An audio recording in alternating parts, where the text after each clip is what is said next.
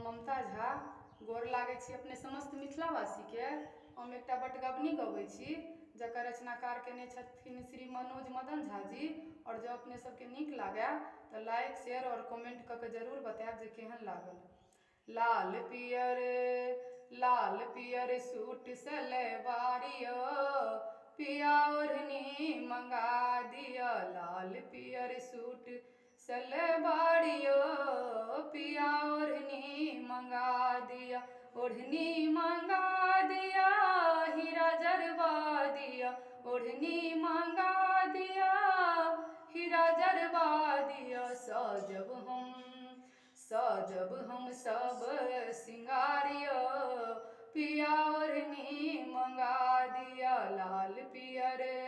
लाल पियर सूट सलवारियो पिया ओढ़नी मंगा दिया। सोनरा दुकान से झुमका मंगा दिया। सोनरा दुकान से झुमका मंगा दिया। झुमका मंगा दिया नथिया मंगा दिया। पटवा सो टिकुली सितारियो पिया ओढ़नी मंगा दिया। लाल पियर सूट सलवारियो पिया ओढ़नी मंगा दिया। पटवा दुकान से चूड़ी मंगा दिया।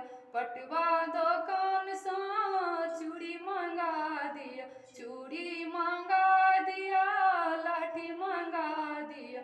मलिया सो गजरा गुलाबियो पिया ओढ़नी मंगा दिया।